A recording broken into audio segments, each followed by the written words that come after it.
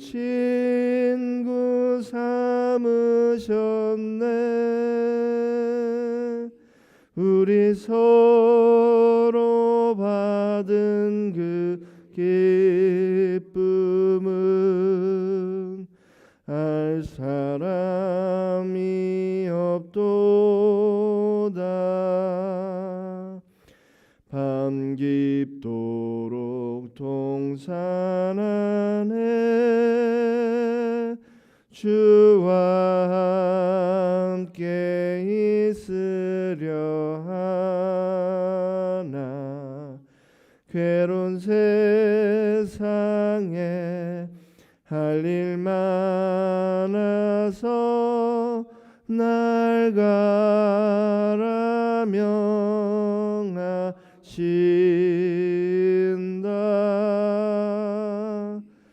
주님 나와 동행을 하면서 나를 친구 삼으셨네. 우리 서로 받은 그 기쁨은 알 사람이 없도다. 아멘. 사도신경으로 우리 신앙을 고백합니다. 전능하사 천지를 만드신 하나님 아버지를 내가 믿사오며 그 외아들 우리 주 예수 그리스도를 믿사오니 이는 성령으로 잉태하사 동정녀 마리아에게 나시고 본디오 빌라도에게 고난을 받으사 십자가에 못 박혀 죽으시고 장사한 지 사흘 만에 죽은 자 가운데서 다시 살아나시며 하늘에 오르사 전능하신 하나님 우편에 앉아 계시다가 저리로서 산자와 죽은 자를 심판하러 오시리라. 성령을 믿사오며 거룩한 공회와 성도가 서로 교통하는 것과 죄를 사해 주시는 것과 몸이 다시 사는 것과 영원히 사는 것을 믿사옵나이다. 아멘.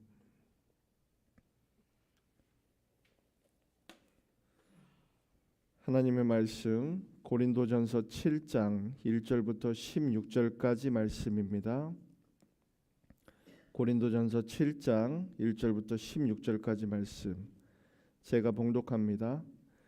너희가 쓴 문제에 대하여 말하면 남자가 여자를 가까이 아니함이 좋으나 음행을 피하기 위하여 남자마다 자기 아내를 두고 여자마다 자기 남편을 두라.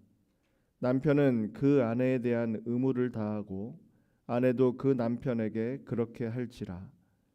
아내는 자기 몸을 주장하지 못하고 오직 그 남편이 하며 남편도 그와 같이 자기 몸을 주장하지 못하고 오직 그 아내가 하나니 서로 분방하지 말라. 다만 기도할 틈을 얻기 위하여 합의상 얼마 동안은 하되 다시 합하라. 이는 너희가 절제 못함으로 말미암아 사탄이 너희를 시험하지 못하게 하려 함이라. 그러나 내가 이 말을 함은 허락이요 명령은 아니니라. 나는 모든 사람이 나와 같기를 원하노라. 그러나 각각 하나님께 받은 자기의 은사가 있으니 이 사람은 이러하고 저 사람은 저러하니라. 내가 결혼하지 아니한 자들과 과부들에게 이르노니 나와 같이 그냥 지내는 것이 좋으니라. 만일 절제할 수 없거든 결혼하라. 정욕이 불같이 타는 것보다 결혼하는 것이 나으니라. 결혼한 자들에게 내가 명하노니 명하는 자는 내가 아니요 주시라. 여자는 남편에게서 갈라서지 말고 만일 갈라섰으면 그대로 지내든지 다시 그 남편과 화합하든지 하라. 남편도 아내를 버리지 말라. 그 나머지 사람들에게 내가 말하노니 이는 주의 명령이 아니라 만일 어떤 형제에게 믿지 아니하는 아내가 있어 남편과 함께 살기를 좋아하거든 그를 버리지 말며 어떤 여자에게 믿지 아니하는 남편이 있어 아내와 함께 살기를 좋아하거든 그 남편을 버리지 말라. 믿지 아니하는 남편이 아내로 말미암아 거룩하게 되고 믿지 아니하는 아내가 남편으로 말미암아 거룩하게 되나니 그렇지 아니하면 너희 자녀도 깨끗하지 못하니라. 그러나 이제 거룩하니라. 혹 믿지 아니하는 자가 갈리거든 갈리게 하라. 형제나 자매나 이런 일에 구애될 것이 없으니라. 그러나 하나님은 화평 중에서 너희를 부르셨느니라. 아내된 자여 내가 남편을 구원할는지 어찌 알 수 있으며 남편 된 자여 내가 내 아내를 구원할는지 어찌 알 수 있으리요. 아멘. 바울은 고린도전서 7장부터 결혼과 부부 생활, 이혼과 독신에 대한 가르침을 이어가고 있습니다. 바울이 이 문제를 갑자기 꺼낸 것이 아닙니다. 1절을 보면 바울이 이렇게 말씀을 합니다. 너희가 쓴 문제에 대하여 말하면. 고린도 교회가 바울에게 편지를 보냈고요. 그 편지의 내용에 대한 답을 내가 너희에게 주겠다라는 뜻입니다. 교회 안에서 실제로 고민하고 있던 여러 가지 신앙적인 문제들을 아마 그들은 바울에게 물었던 것으로 보여요. 그 가운데 하나가 바로 결혼에 대한 문제였습니다. 당시 고린도 교회 성도들은 이런 질문을 가지고 있었습니다. 그리스도인들은 결혼하지 않고 혼자서 사는 것이 더 거룩하지 않은가? 이미 결혼한 부부도 부부 생활을 멀리하는 것이 더 영적이지 않은가? 내가 믿지 않는 배우자와 계속 함께 살아야 하는가? 아니면 헤어져야 하는가? 바울은 바로 이런 질문에 대한 답을 오늘 본문에서 주고 있습니다. 그러므로 고린도전서 이 7장은요. 단순히 결혼 제도를 설명하는 그런 본문이 아니라 복음을 믿게 된 성도들이 결혼과 가정 그리고 우리의 몸과 관계를 어떻게 이해하는지 그것에 대한 말씀입니다. 1절과 2절을 보십시오. 너희가 쓴 문제에 대하여 말하면 남자가 여자를 가까이 아니함이 좋으나 음행을 피하기 위하여 남자마다 자기 아내를 두고 여자마다 자기 남편을 두라. 남자가 여자를 가까이 아니함이 좋으나라는 말이 여러분 눈에 들어옵니다. 고린도 교회 안에는 이런 생각을 하는 사람들이 많았다라는 것이죠. 남녀 관계를 멀리하는 것이 거룩한 일이다. 결혼하지 않는 것이 영적인 삶이다. 이미 결혼한 부부도 부부 생활을 멀리하는 것이 더 깨끗하다. 바울은 이 문제에 대한 답을 줍니다. 음행을 피하기 위하여 남자마다 자기 아내를 두고 여자마다 자기 남편을 두라. 이 말씀을 여러분 잘못 들으면요. 결혼의 목적이 마치 음행을 피하기 위한 것으로 오해할 수 있습니다. 그런데 바울은 지금 그런 말을 하고 있는 것이 아니에요. 바울은 결혼을 거부하던 사람들, 그러니까 결혼을 잘못 이해하고 그것에 대해서 부정적인 생각을 갖고 있는 사람들에게 이렇게 말을 했던 겁니다. 결혼하지 않는 것이 더 거룩한 일이다라고 생각하지 마라. 결혼은 하나님께서 세우신 거룩한 제도다. 그리고 결혼은 내가 받을 수 있는 음행의 유혹 속에서도 성도를 지켜주시는 하나님의 울타리이기도 하다. 이 말을 하고 있다라는 겁니다. 결혼은 하나님께서 창세기부터 세우신 제도입니다. 하나님은 아담을 지으신 후에 사람이 혼자 사는 것이 좋지 아니하니라고 말씀하시고 하와를 지어 주셨죠. 하나님은 남자와 여자가 서로 돕고 또 서로 사랑하고 한 몸을 이루며 살도록 결혼을 주셨습니다. 그래서 여러분 결혼이라는 것은요. 하나님께서 주신 선물입니다. 우리가 남자와 여자가 감정이 좋아서 서로 좋은 마음에 내가 평생도록 살아보겠다라는 서약이 아니라 하나님께서 우리의 창조 때 하나님께서 우리에게 주신 선물이다라는 것이죠. 여러분 부부 관계도 마찬가지입니다. 부부 관계는 단순히 어떤 육체적인 문제가 아닙니다. 하나님이 결혼 안에 허락하신 사랑의 표현이에요. 남편과 아내가 서로에게 신실하게 속하고 또 서로를 귀하게 여기고 몸과 마음을 함께 나누는 일입니다. 바울은 에베소서 5장에서 이 부부 관계를 더 깊은 그림으로 설명을 하고 있습니다. 남편과 아내의 관계가 그리스도와 교회의 관계를 보여준다라고 말씀을 하고 있어요. 신랑 되신 그리스도께서 신부된 교회를 사랑하시고 자신을 내어준 것처럼 부부도 서로 사랑과 헌신으로 세워져야 한다라는 것이죠. 바울은 결혼은 하나님께서 세우신 아주 귀한 질서이고 그리스도의 사랑을 배워가는 거룩한 자리라는 것을 이 고린도 교회를 향해서 다시 한번 가르쳐주고 있습니다. 결혼하지 않는 것이 무조건 더 거룩한 것이 아니다. 결혼한 부부가 서로를 멀리하는 것이 영적인 것이 아니다. 하나님이 세우신 결혼 안에서 서로를 사랑하고 또 서로를 신실하게 살아가는 것이 바로 거룩한 삶이다라는 것을 바울이 지금 말하고 있습니다. 3절과 4절을 한번 보십시오. 남편은 그 아내에 대한 의무를 다하고 아내도 그 남편에게 그렇게 할지라. 아내는 자기 몸을 주장하지 못하고 오직 그 남편이 하며 남편도 그와 같이 자기 몸을 주장하지 못하고 오직 그 아내가 하나니. 여기서 의무를 다하다라는 말이 나오죠. 이 말의 헬라어 원문을 살리면요, 마땅히 네가 갚아야 할 것을 갚아라라는 뜻입니다. 부부 사이에 서로 빚진 것이 있다라는 뜻이에요. 여러분, 그 빚이 무엇일까요? 본문의 흐름에서는 먼저 부부 사이의 친밀한 관계를 말합니다.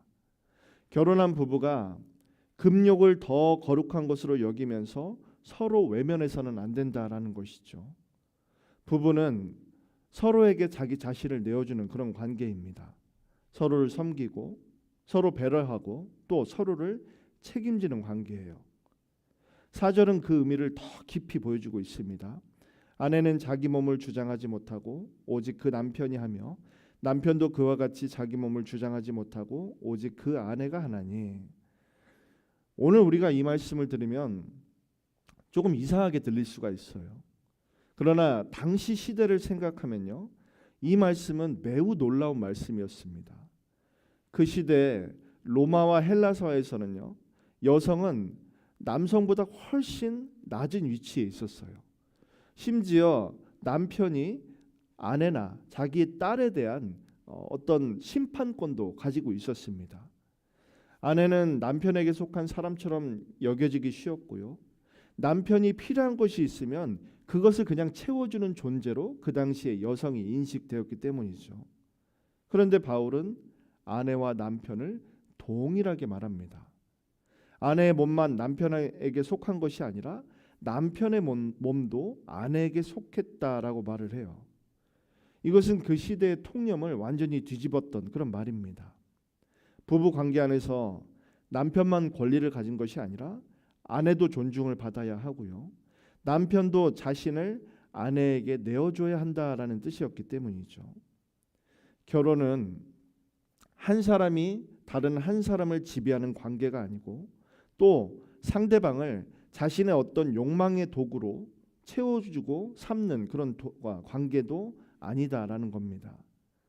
결혼은 하나님 앞에서 서로에게 자신을 내어주고 또 사랑을 배우는 그런 관계이기 때문이에요. 이것은 여러분 바울의 개인적인 생각이 아닙니다. 하나님이 처음부터 남자와 여자를 지으실 때 두신 창조의 뜻이에요. 창세기 1장에서 하나님은 이렇게 말씀하셨습니다. 우리의 형상을 따라 우리의 모양대로 우리가 사람을 만들고 그들로 다스리게 하자. 여기서 성경에서는요, 자세히 보시면 그가 아니라 그들로 다스리게 하자라고 말합니다. 남자와 여자가 함께 하나님의 형상으로 지음을 받았습니다. 하나님께서는 남자와 여자에게 함께 땅을 다스리라라는 사명을 주셨어요. 물론 가정 안에서는요, 남편과 아내의 그 역할이 다를 수가 있습니다. 그러나 여러분, 중요한 것은 하나님이 보실 때 존엄의 가치는 동등하다라는 것이죠. 남편과 아내는 하나님 앞에서 둘 다 존귀한 사람들입니다.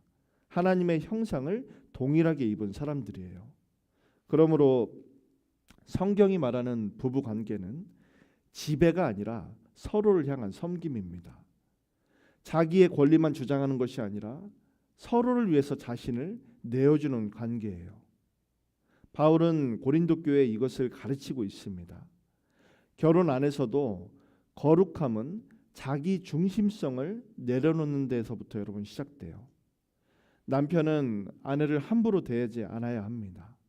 아내도 남편을 가볍게 여기지 말아야 해요. 서로의 몸과 마음을 귀하게 여기고 하나님 앞에서 서로를 섬겨야 합니다. 5절을 보십시오. 서로 분방하지 말라. 다만 기도할 틈을 얻기 위하여 합의상 얼마 동안은 하되 다시 합하라. 이는 너희가 절제 못함으로 말미암아 사탄이 너희를 시험하지 못하게 하려 함이라. 바울은 부부가 서로를 멀리하지 말라라고 말해요. 물론 살다 보면 특별한 경우가 있을 수 있습니다.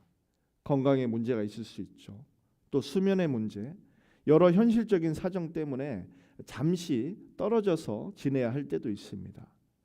바울은 기도를 위해서 부부가 잠시 분방을 할 수 있다라고 말을 해요. 그러나 바울은요, 두 가지를 분명하게 말하고 있습니다.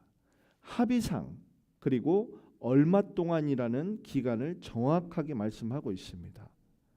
여러분, 이 말을 쉽게 이해하면 무슨 뜻일까요? 부부가 떨어져서 생활하지 말라라는 뜻입니다. 요즘에는 부부가 각방을 쓰는 일이 자연스럽게 그렇게 되는 현상, 그런 사회적인 시대죠. 물론 어쩔 수 없는 상황들이 있을 수 있습니다. 그러나 단지 편하다는 이유로 서로에게 멀어지고 있다면요, 그 편하다는 것이 과연 부부 관계를 살리고 있는지를 먼저 생각해 봐야 된다라는 겁니다. 몸이 멀어지면요, 말이 줄어듭니다. 말이 줄어들면 마음도 다칩니다.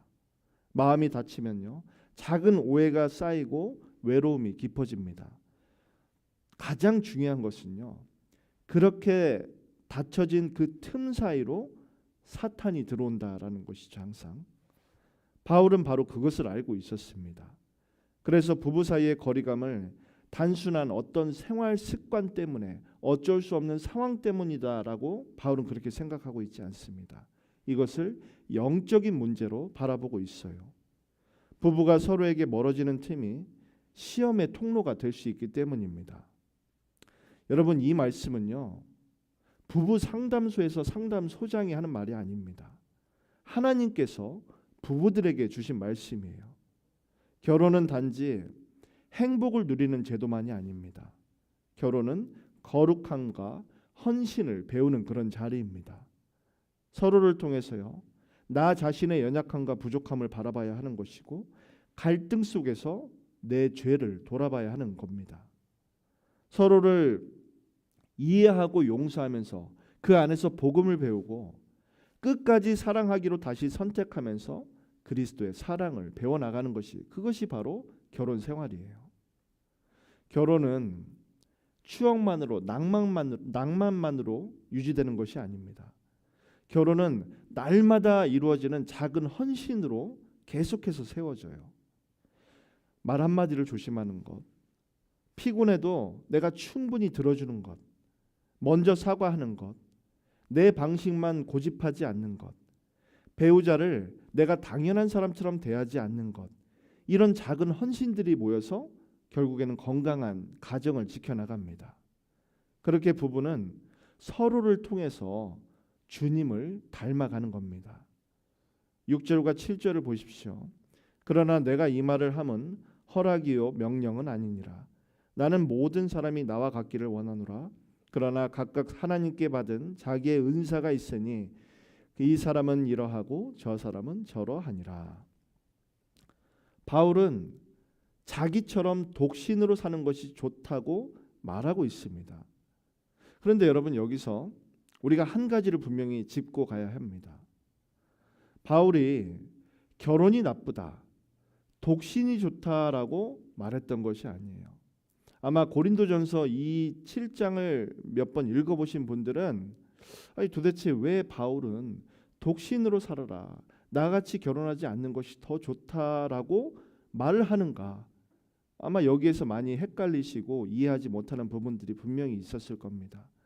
또 독신주의자들은요, 크리스천이면서 독신주의자들은 이 본문을 그렇게 해석을 해서 하나님께서도 이렇게 말씀하지 않으셨나 이렇게 받아들이곤 합니다.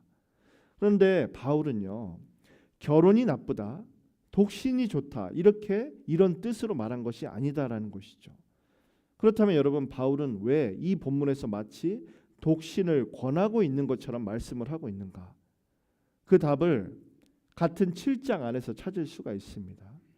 뒤에 나올 7장 29절을 한번 보면, 형제들아 내가 이 말을 하노니 그때가 단축하여진 고로라고 말을 하고 있고요.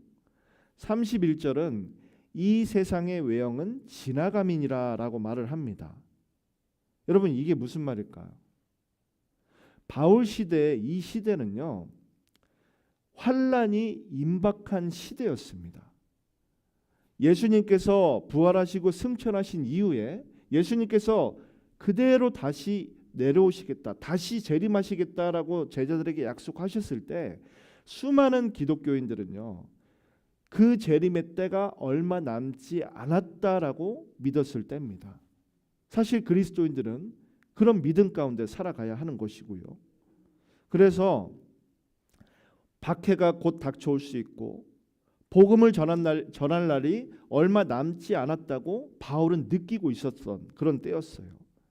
그런 시대 한복판에서 결혼하고 가정을 이루고 자녀를 돌보는 일은요, 그 자체가 잘못된 일은 아니지만 분명히 큰 부담이 되는 것은 사실입니다. 만약 박해가 오면 내가 그 가정을 어떻게 지킬 것이고, 환란이 닥치면 내가 내 자녀들을 어떻게 보호할 것인가? 여러분, 그래서 바울은 지금 이 말을 하고 있는 겁니다. 독신이든지 결혼이든지 무엇이 더 우월하고 더 거룩하다라는 의미가 아니라, 무엇이든지 환란 그 시기에 자유롭게 복음에 헌신할 수 있다면 그렇게 하라라는 말입니다. 여러분, 바울은 자신의 서신서를 보면요, 이런 것이 많이 드러납니다. 갈라디아서에서도 이렇게 말씀해요. 할례든 무할례든 오직 사랑으로 역사하는 믿음과 새로 지으심을 받은 것이 중요하다라고 했고요. 거칠애든 참이든 어떤 방도로든 전파되는 것이 그리스도라면 기뻐하리라라고 말을 합니다. 그리고 이 고린도전서 7장, 특별히 이 뒤에, 오늘 본문 뒤에는요, 결혼이든 독신이든 오직 흐트림 없이 주를 섬기며 복음 전하는 것을 우선순위에 두라라고 바울은 이렇게 말을 합니다. 그러니까 바울이 말하는 것은 너희들 독신으로 살아라라는 것이 아니에요. 결혼을 해서 그것이 너희가 복음을 전파하는 일, 하나님을 섬기는 일에 우선이 될 수 있다면 결혼을 하는 것이고, 그러나 내가 이 결혼을 함으로써 주님의 일을 못하거나 또는 복음 전파하는 것에 저지가 된다면 독신으로 살라라는 그 말을 바울은 지금 하고 있는 겁니다. 참고로 바울이 독신이었는지 아니면 결혼을 했었는지에 대한 학자들의 갈리는 의견들이 있어요. 한쪽 견해는 바울은 평생 독신이었다라고 말을 합니다. 이건 전통적인 견해예요. 본문 어디에서도 결혼을 했다라는 직접적인 언급이 없기 때문입니다. 그러나 또 다른 견해는요, 바울이 과거에 결혼을 했다가 홀로 된 상태였다라고 말을 합니다. 사실 이 견해는 요즘에 많은 신학자들이 또 그렇게 해석하고 있는, 어떻게 보면 더 떠오르고 있는 그런 해석에 가깝죠. 그 시대 유대 사회에서는 성인 남자가 결혼을 하지 않는 일은 거의 없었습니다. 그리고 바울이 사내들인에서 투표권을 행사한 적이 있었기 때문에 그 사내들인에서 투표권을 행사하기 위해서는 반드시 결혼을 해야 했던 그런 남자여만 했다라는 그런 자격 조건이 있었다라는 것이죠. 그것을 두고 바울은 분명히 결혼을 했다. 그러나 이 복음 전파의 일 때문에 자연스럽게 아내와 헤어지게 되었다라는 그런 견해들이 있습니다. 중요한 것은 제가 왜 이런 말씀을 드리냐 하면, 어느 쪽이 맞는지 우리는 단정할 수 없어요. 다만 한 가지는 분명합니다. 바울이 나와 같기를 원한다라고 말하는 그 나와 같음이 과연 무엇이냐라는 것이죠. 결혼하지 말라는 것이 아닙니다. 무엇이 되었든 간에 주의 일에 온전히 헌신할 수 있는 상태로 너희는 살아라. 바울은 이것이 중요했다라는 겁니다. 바울은 복음을 전하기 위해서 평생을 길에서 보냈습니다. 매를 맞고 또 옥에 갇히고 굶주리고 배신당하면서도 복음을 전하는 것을 멈추지 않았어요. 그런 삶을 사는 바울에게 가족은 서로가 부담이 되는 그런 존재였을 겁니다. 그래서 바울은 자신의 상태를 두고요, 이것은 주의 일을 위해 좋다라고 말을 하고 있는 겁니다. 독신의 상태가 하나님 앞에서 옳은 것이 아니라 내가 지금 이렇게 하는 것이 주를 위해 좋다라고 말하고 있는 것, 이게 바로 핵심이다라는 거예요. 8절과 9절을 한번 보십시오. 내가 결혼하지 아니한 자들과 과부들에게 이르노니 나와 같이 그냥 지내는 것이 좋으니라. 만일 절제할 수 없거든 결혼하라. 정욕이 불같이 타는 것보다 결혼하는 것이 나으니라.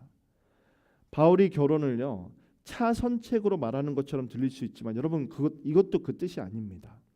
핵심은 결혼이든 독신이든 하나님 앞에서 진실하게 살라라는 뜻이에요. 독신의 은사가 없다면 결혼을 멸시해서도 안 되고요, 결혼한 사람이 독신으로 주님을 섬기는 사람을 부족하게 무언가 문제가 있는 사람처럼 보아서도 안 된다라는 말을 하고 있습니다. 10절과 11절, 결혼한 자들에게 내가 명하노니 명하는 자는 내가 아니요 주시라. 여자는 남편에게서 갈라서지 말고 만일 갈라섰으면 그대로 지내든지 다시 그 남편과 화합하든지 하라. 남편도 아내를 버리지 말라. 앞에서는 내가 권한다, 내 의견이다라고 말을 합니다. 그런데 여기서는 명하노니 그것도 내가 아니라 주께서 너희에게 명하신다라고 말을 해요. 이 말씀은 예수님께서 친히 가르쳐 주신 말씀입니다. 마태복음 19장에서 예수님께서는요, 하나님이 짝지어 주신 것을 사람이 나누지 못할지니라 라고 말씀을 하셨어요. 그래서 바울은 그 권위로서 단호하게 선포를 하고 있습니다. 부부는 갈라서지 말라라는 것이죠. 12절부터 14절까지 바울은 또 다른 상황을 다룹니다. 한 사람은 예수를 믿고 한 사람은 안 믿는 가정의 문제예요. 그 시대에 어떤 부부가 함께 우상을 섬기다가 한 사람이 예수님을 영접했다라고 여러분 생각을 해봅시다. 그러면 그 부부 관계가 정말로 어려웠을 겁니다. 물론 요즘 시대도 마찬가지예요. 그런데 고린도 교회 안에는 이런 가정들이 매우 많았던 것 같습니다. 그래서 어떤 사람들이 이렇게 묻기 시작했던 것이죠. 내가 불신자와 함께 사는 것이 죄가 되지 않습니까?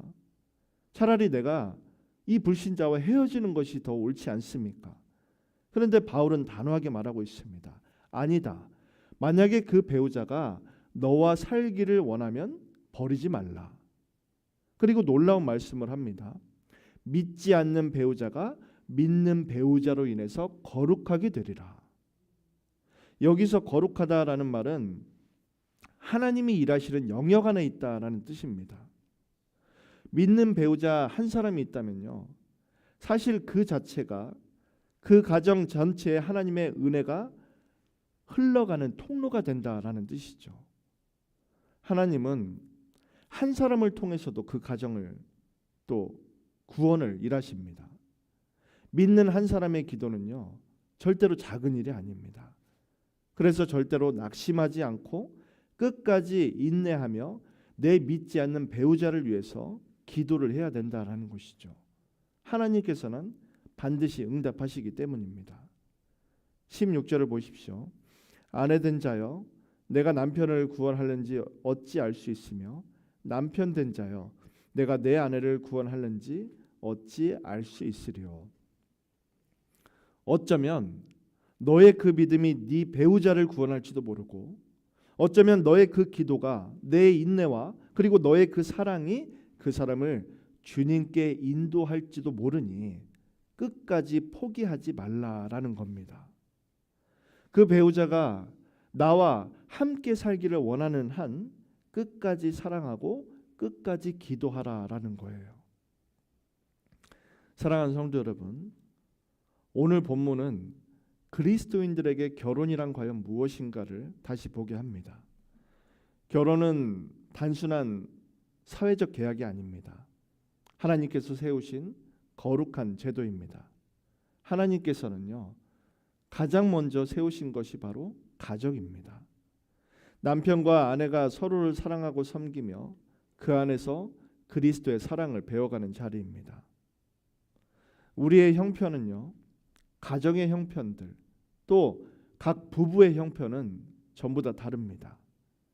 또 결혼한 사람이 있는가 하면요, 아직 결혼하지 않은 사람이 있고 믿지 않는 배우자와 함께 길을 걷는 사람들도 있습니다. 그러나 중요한 것은요, 부르심의 중심은 같다라는 것이죠. 주님께 속한 사람답게 살라라는 겁니다. 결혼하신 분들은요, 배우자를 주님 앞에서 다시 바라보십시오. 익숙하다고 해서 함부로 말하지 않고 내가 오래 함께했다고 해서 마치 당연한 것처럼 여기시면 안 됩니다. 하나님이 내게 맡기신 사람으로 여겨야 하고요, 사랑과 헌신으로 다시 섬겨야 합니다. 반대로 아직 결혼하지 않았다면 자신의 삶을 부족하게 여기지 마십시오. 내가 왜 아직까지 결혼하지 못했지? 이런 생각을 하지 말라라는 겁니다. 지금 그 상태의 삶도요, 내가 얼마든지 주님께 드릴 수 있는 귀한 삶이기 때문입니다. 결혼이든지 독신이든지 결혼을 했든지 아직 결혼을 하지 않았든지 중요한 것은 주님 앞에서 정직하고 거룩하게 사는 삶이기 때문입니다. 믿지 않는 배우자와 가족을 위해서 기도하시는 분들은요, 절대로 낙심하지 마십시오. 하나님은 한 사람의 기도를 통해서 가정 안에 은혜의 문을 여십니다. 저희 어머니가 20년을 기도해서 저희 아버지와 제가 이 자리에 있는 겁니다. 조급하게 밀어붙이지 않고요, 사랑으로 기다리며 삶으로 복음을 보여주십시오. 가정은 거룩함과 헌신을 배우는 작은 학교와도 같습니다.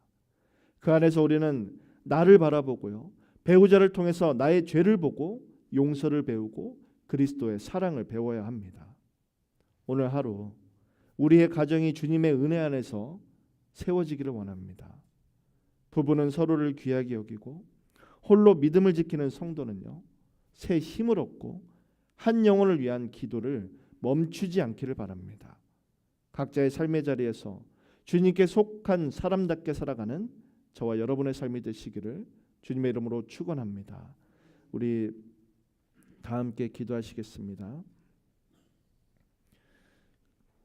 오늘 바울은 결혼에 대해서 우리에게 말씀했습니다.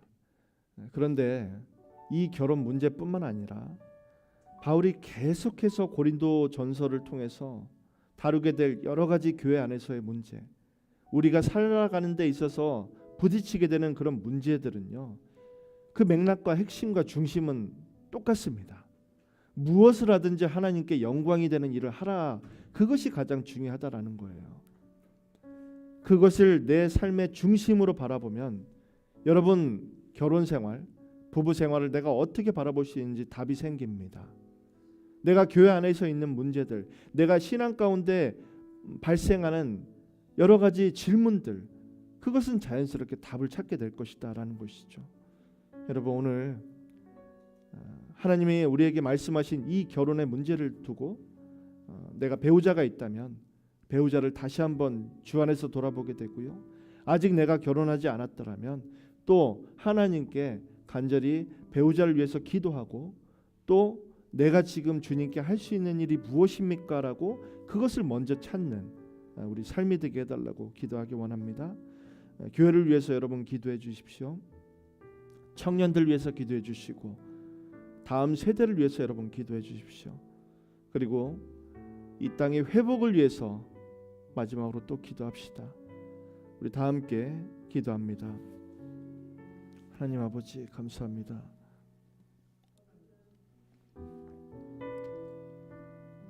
주님 아버지, 오늘은 주님께서 참 현실적인 문제, 당장 오늘 우리에게 정말 피부로 다가올 수 있는 문제를 주님께서 말씀하셨습니다. 아버지, 내 옆에 있는 이 배우자가 내 감정에 따라서 아니면 어떤 상황과 여건에 따라서 내 평생 짝으로 같이 살아가는 동반자가 아니라 하나님께서 예비하시고 하나님께서 준비하시고 또 그 배우자를 통해서 네가 더욱더 내 앞에서 온전한 사람이 되라, 그리스도의 마음을 배우라, 그런 목적으로 주님께서 은혜로 사랑으로 허락하신 배우자라는 사실을 아버지 오늘 또 깨닫게 됩니다. 참 그동안 익숙하다라는 이유로 배우자에게 함부로 대할 때가 있었고 마치 내 소유물인 것처럼 생각할 때가 많았습니다. 나의 부족한 부분을 채워줄 그럴 대상으로만 내 배우자를 바라봤습니다. 그러나 하나님께서는 남자와 여자를 창조하실 때 동등한 관계로서 하나님 창조하셨고 서로를 섬기는 자리, 서로를 존중하는 그런 관계로 하나님께서 세우셨습니다. 주님 아버지, 오늘날 우리의 가정이 얼마나 불안하고 얼마나 쉽게 판단을 하고 얼마나 아무것도 아닌 것처럼 생각하며 살아갑니까? 단순히 외모가 마음에 들지 않는다고, 성격이 나와 맞지 않는다고 아버지 하나님 너무나 쉽게 이혼하고 있는 이런 풍습, 이 세대 가운데 정말 복음의 말씀이 얼마나 중요한 것인지 아버지, 교회라도 크리스천이라도 정말 올바른 결혼관과 부부관계를 유지할 수 있는 건 아버지, 그것이 바로 이 세상을 바꿀 만한 힘이라는 것을 아버지 깨닫습니다. 주님, 오늘 내 배우자를 주 안에서 더욱더 깊이 사랑하게 하여 주시옵소서. 내 마음이 멀어졌고 몸이 멀어졌다면 오늘 주님이 주신 명령대로, 이 말씀대로 더 친밀한 관계 가운데 서로 주의 일을 기쁘게 섬기는 나의 영적인 그런 동반자로서, 동행하는 사람으로서, 동역자로서 아버지, 내 배우자를 바라보는 아버지 믿음이 있게 하여 주시옵소서. 남편은 아내를 존중하고 또 아내는 남편을 사랑하고 섬기고, 그것을 볼 때 그 가정은 또 부모의 그 부부 관계를 바라보게 되고 더 건강한 모습으로 이 자녀들도 또 부부 관계를 유지할 줄 아버지 믿습니다. 주님, 우리에게 허락된 이 결혼을 주님 정말로 주 안에서 건강하게 만들어갈 수 있도록 주님 도와주시옵소서. 아직 결혼하지 않은 청년들이 있습니다. 하나님 아버지, 배우자를 위해서 하나님 앞에 기도하게 하여 주시고, 내가 조급한 마음을 갖는 것이 아니라 오늘 바울이 얘기했던 것처럼 결혼을 하고 결혼을 안 하고, 결혼을 빨리 하고 결혼을 늦게 하고, 이것이 중요한 것이 아니다. 지금 너의 모습 그대로 하나님께 섬기고 하나님을 정말 일꾼으로서 네가 부르심 받은 대로 그렇게 응답할 수 있다면 그것이 가장 하나님 앞에 옳은 것이다. 아버지 하나님, 그렇게 될 때 결혼의 문제는 자연스럽게 하나님께서 은혜로 채워주실 줄 아버지 믿습니다. 그런 청년들이 그런 믿음을 갖고 하나님 아버지, 하나님 앞에 기도하게 하여 주시옵소서. 주님 아버지, 우리 교회를 위해서 아버지 기도합니다. 환우들을 위해서 기도합니다. 주님 아버지, 우리 강경수 집사님, 하나님 아버지, 주님께서 그 아픔을 아십니다. 주님 고쳐주시옵소서. 회복해 하여 주시옵소서. 아버지 하나님, 우리 이명로 집사님, 하나님 아버지, 이성우 집사님, 하나님 아버지 고쳐주시옵소서. 주님 아버지, 김경숙 집사 권사님, 하나님 고쳐주시옵소서. 아버지, 스티브 집사님, 아버지 고쳐주시옵소서. 우리 김복희 집사님, 하나님 아버지 고쳐주시옵소서. 하나님, 우리 송금순 권사님의 남편분, 아버지 하나님 고쳐주시옵소서. 주님 아버지, 육신의 연약한 가운데 하나님 앞에 간구하는 주님의 자녀들이 있습니다. 조련순 권사님, 하나님 아버지 건강 허락하여 주시옵소서. 정양화 형제님, 하나님 아버지 건강 허락하여 주시옵소서. 아버지 우리 안정희 권사님, 이군자 권사님, 하나님 아버지 건강 허락하여 주시옵소서. 정경숙 권사님, 하나님 아버지 건강 허락하여 주시옵소서. 우리 최길지 권사님, 특별히 아버지 김원영 집사님, 주님 아버지 육신의 연약한 가운데 하나님 아버지 우리의 간절한 기도가 아버지 필요한 때입니다. 아버지 우리 집사님 건강함 지켜 주시옵소서. 두 다리에 힘을 주시옵소서. 주님 아버지, 아버지 하나님 우리 송금순 권사님, 하나님 아버지 건강 지켜 주시옵소서. 최영희 권사님, 하나님 건강 지켜 주시옵소서. 박시경 전도사님, 하나님 건강 지켜 주시옵소서. 아버지 김두성 장로님, 주님 건강 지켜 주시옵소서. 황정숙 권사님, 주님 건강 지켜 주시옵소서. 김혜순 권사님, 아버지 하나님 건강 지켜 주시옵소서.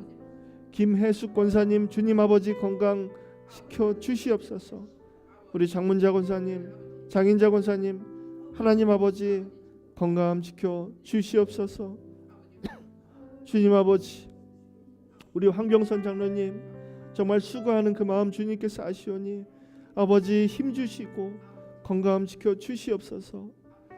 아버지 하나님 그 외에도 연약한 육신 가운데 때로는 남들에게 말 못하지 못할 그런 육신의 연약함도 있는 성도들이 있는 줄 믿습니다. 하나님께서 그 마음을 다 아시오니 아버지 치유하여 주시옵소서. 위로하여 주시옵소서. 아버지 육신의 병보다 마음의 병이 있는 아버지 주님 그 영혼들 하나님께서 말끔하게 치유하여 주시고 그 마음 가운데 평안함을 허락하여 주시옵소서. 아버지 하나님 먼 길을 오가며 정말 생업 때문에 장거리 운전을 하는 집사님 부부도 있습니다. 우리 김상만 집사님, 우리 김정수 집사님, 하나님 아버지 오다니는 그 길 동안 주님께서 생명사기로 아버지 보호하여 주시옵소서.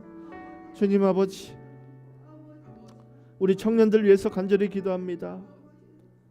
아버지 하나님 청년들 참 필요한 것도 많습니다. 아버지 하나님 이 청년들이 또 이 현실을 보면 막막할 때가 너무나도 많습니다. 세상에 길이 열려 있는 것 같이 않게 아버지 보이는 그런 시대를 살아갑니다. 그러나 주님은 길을 만드시는 분이시고 아버지 막혀 있는 가운데서 또 새로운 길을 열어주시는 분이심을 아버지 믿습니다. 주님 우리가 간절히 기도할 때 낙심하지 않고 포기하지 않고 주님 앞에 기도할 때 하나님 반드시 길을 열어주시고 하나님께서 선한 길로 인도하실 줄 아버지 믿습니다. 주님 내 생활도 중요합니다. 나에게 맡겨진 이 학업과 공부도 아버지 중요합니다. 그러나 우리 청년들이 하나님 앞에 먼저 시간을 드릴 때 하나님께서 어떻게 은혜 베푸시고 역사하시는지를 아버지 체험하는 우리 청년들 되게 하여 주시옵소서. 주님 아버지 일평생에 내가 가장 우선이 하나님을 섬기는 것입니다 라는 고백이 우리 청년들 가운데 있게 하여 주시옵소서. 아버지 하나님 다음 세대를 위해서 기도합니다. 주님 우리 유초등부와 중고등부를 위해서 기도합니다. 아버지 이 자녀들이 말씀으로 잘 사육될 수 있도록 주님 아버지 은혜 베풀어 주시옵소서. 예배가 회복되게 하여 주시옵소서. 아버지 이 아이들을 잘 양육할 수 있는 인도할 수 있는 리더자 EM 사역자도 아버지 간절히 필요합니다. 주님 우리 교회 형편을 아시오니 주님께서 좋은 사역자 주님께서 뜻하신 사역자 보내주셔서 이 아이들이 정말로 믿음으로 단단해질 수 있도록 아버지 하나님 은혜 베풀어 주시옵소서. 주님 아버지 배우자를 위해서 배우자와의 구원과 내 형제 자매의 구원과 아버지 하나님 내 자녀의 구원을 위해서 내 부모의 구원을 위해서 아버지 간절히 기도하는 주님의 자녀들이 있습니다.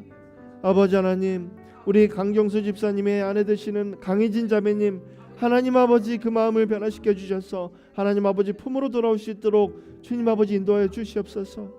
아버지 하나님 우리 강소미 집사님 하나님 아버지 그 남편 형제님의 마음을 움직이셔서 주여 아버지 그 가정이 예수 믿고 정말 구원받는 가정이 되게 하여 주시옵소서. 주님 특별히 새 생명을 놓고 그 가정이 기도하고 있습니다. 하나님께서 생명을 허락하셔서 그 가정에 믿지 않는 자들이 하나님께 영광 돌릴 수 있는 은혜가 가득하게 하여 주시옵소서. 우리 김복희 집사님의 아들 되시는 티모시 형제님, 하나님 아버지 그 부모의 간절한 기도를 주님께서 응답하여 주시옵소서. 그 아들이 아버지 하나님 예수 믿고 구원받을 수 있도록 주님 아버지 인도하여 주시옵소서. 아버지 하나님, 부족한 목회자들로 인하여 상처받고 교회를 떠난 영혼들 위해서 간절히 기도합니다. 하나님, 교회답지 못한 교회로 인하여 아버지 마음이 깨지고 마음이 무너진 아버지 초신자들, 성도들 위해서 아버지 간절히 기도합니다. 주님 아버지 그 마음을 회복시켜 주시옵소서. 교회로 다시 인도할 수 있도록 아버지 하나님 그 마을걸음을 인도하여 주시옵소서. 주님의 세상에 절대로 나쁜 교회는 단 하나도 없습니다. 교회답지 못한 교회, 교회답지 못한 우리들의 부족함이 아버지 잘못입니다. 하나님 아버지, 우리 교회가 사람들에게 덕이 되는 교회가 되게 하시고, 아버지 정말 이웃 사람들이, 믿지 않는 사람들이, 교회 다니는 사람들은 정말로 저렇게 사는구나, 내가 또 정말 그 교회에 나서 본받고 싶다라는 마음이 들 만큼 주의 아버지 우리의 삶과 우리의 언행과 우리의 행동 하나하나가 다 예수 그리스도의 향기가 묻어나오는 그런 삶이 되고, 아버지 우리의 모습을 통해서 그들은 하나님을 바라보게 된다라는 그 무거운 책임감을 아버지 가지며 오늘을 살아가게 하여 주시옵소서. 주님 아버지, 이 땅을 위해서 기도합니다. 이 땅이 또 아버지 전쟁을 준비한다고 합니다. 하나님 아버지, 인간의 탐심과 탐욕이, 죄악이 어디까지 아버지 있는지 정말로 한심하고 하나님 앞에 너무나도 죄악 많은 내 존재라는 것을 다시 한번 깨닫게 됩니다. 아버지 하나님, 사람의 탐심으로 인해서 사람의 욕심과 정욕을 채우기 위해서 남의 것을 빼앗고 남의 생명을 취하는 자들, 하나님 아버지 회개하게 하여 주시옵소서. 주님 아버지, 이 땅이 복음으로 세워졌고 아버지 하나님 청교도들의 수많은 피와 눈물과 기도로서 세워진 땅이오니 하나님 아버지 그 믿음의 땅이 다시 한번 회복될 수 있도록 주님 아버지 역사하여 주시옵소서. 주님, 강단에서 거짓 진리를 선포하는 자들, 하나님을 앞세워서 내 이익을 취하는 자들 하나님 회개하게 하여 주옵시고, 주여 아버지 정말 복음의 가치가 무엇인지, 하나님 아버지 복음이 무엇인지, 내가 전해야 될 진리의 말씀이 무엇인지를 내가 먼저 깨닫고 아버지 내가 먼저 변화되고 목회자들 먼저 하나님 말씀대로 살아가며 그 말씀을 성도들 앞에 아버지 가르치고 대언하는 그런 아버지 은혜가 이 교회 가운데, 이 세상의 모든 교회 가운데 임하게 하여 주시옵소서. 주님 아버지 감사합니다. 아버지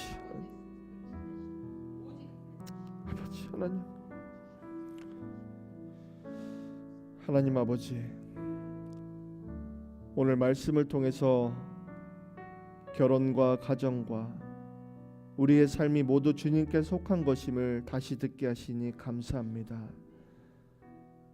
우리가 각자의 형편 속에서 주님께 속한 사람답게 살게 하여 주시옵소서. 결혼한 부부는 서로를 함부로 대하지 않게 하시고 하나님이 맡기신 사람으로 귀하게 여기며 사랑과 헌신으로 섬기게 하여 주시옵소서. 결혼하지 않은 성도들도 자신의 삶을 부족하게 여기지 않게 하시고 지금의 삶 속에서 주님을 깊이 사랑하며 거룩하게 살아가게 하여 주시옵소서.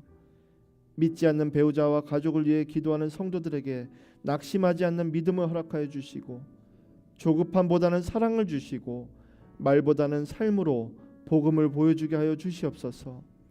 우리의 가정이 거룩함과 헌신을 배우는 작은 학교가 되게 하시고 서로를 통하여 그리스도의 사랑을 배우게 하여 주시옵소서. 오늘 주어진 이 하루 각자의 삶의 자리에서 주님께 속한 사람답게 살게 하시고 우리의 가정과 마음을 주님의 은혜로 붙들어 주시옵소서. 이 모든 말씀 예수님의 이름으로 기도합나이다. 아멘. 지금은 길이요 진리요 생명 되신 예수 그리스도의 은혜와 독생자의 생명까지 우리를 대신하여 드린 하나님 아버지의 무한하신 사랑하심과 성령님의 감화감동 교통하심이 우리 에머슨 나사렛교회 성도들과 가정 위에 이제부터 영원토록 함께 있을지어다. 아멘.